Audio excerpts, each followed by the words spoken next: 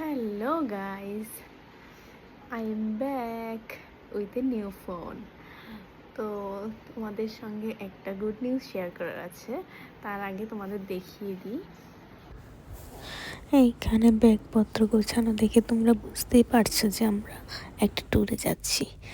তো সেটা আস্তে আস্তে তোমাদের বলবো সব কিছু। এই যে এখানে পরের দিন আমরা রেডি হয়ে গেছি, আমার বোন, আমি, সবাই বাড়ির সবাইকে প্রণাম করে নিচ্ছি যারা আমাদের বাড়িতে থাকবে, মানে আমার জেঠিমা, পিসি আর একজন দিদা থাকবে। তো সবাইকে বাই বলে আমরা বেরিয়ে যাচ্ছি। ওই আমাদের অটো দাঁড়িয়ে আছে, আমরা লাগেজ নিয়ে বেরিয়ে পড়লাম। এইখানে মা জেঠিমাকে বলছে সাবধানে থাকতে।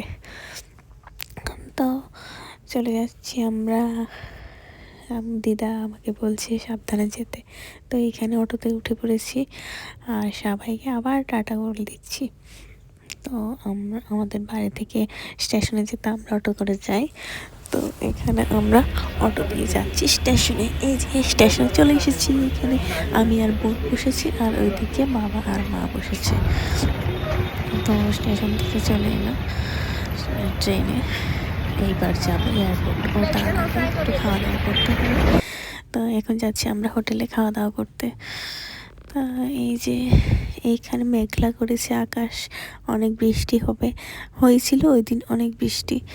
তো এই যে এখানে বোন, আমি, বাবা, মা সবাই খেয়ে ফেলছি। তো মোটামুটি আমাদের খাওয়া শেষ, আমরা এখন চলে যাচ্ছি এয়ারপোর্ট। এই দেখো গাইস, আকাশটা খুব অন্ধকার করে ফেলেছে। ওই দিন অনেক বৃষ্টি হয়েছিল, ঝড় উঠেছিল। তো তার মধ্যে আমাদের তো যেতেই হবে। এই যে আমরা চলে এসেছি এয়ারপোর্ট। এই যে আমরা সবাই এখানে আছি, এখন আমরা ভিতরে ঢুকে যাব। এই যে লাইন দিয়ে দাঁড়াচ্ছি, চলে এসেছি এয়ারপোর্টের ভিতরে। তো একটু রেডি হয়ে নিচ্ছি, কারণ গাড়ি দিয়ে আসার সময় চুলগুলি এলোমেলো হয়ে গেছে। তো একটু চুল আশ্রিয়ে নিচ্ছি। এই যে চলছি, আমরা উঠে যাচ্ছি, ফ্লাইটে বসেছি। আমি, মা, বোন একই সিটে আর বাবা পাশের সিটে।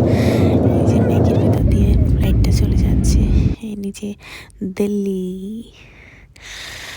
এই যে চলে এলাম আমরা দিল্লিতে। এইটা দিল্লি এয়ারপোর্ট, খুব সুন্দর আর অনেক বড়।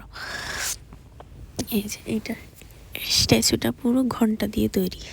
এই যে আবার চলে যাচ্ছি দিল্লি টু অমৃতসর। এবার চলে এলাম অমৃতসর। আমার চেহারা দেখে বুঝতেই পারছো যে আমি খুব টায়ার্ড, আর পারছি না। আগরতলা থেকে দিল্লি যেতে প্রায় 2.5 ঘন্টার উপর লেগেছিল, আর দিল্লি থেকে অমৃতসর আসতে প্রায় 1 ঘন্টা।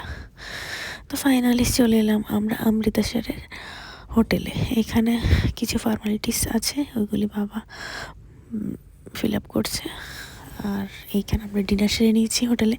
ডিনারে ছিল ডাল মাখনি, রাইস, মাশরুম, পনির। তো এখানে ফ্রেশ হয়ে এবার ঘুমোতে যাব। টাটা, অনেক টায়ার্ড গাইস, টাটা।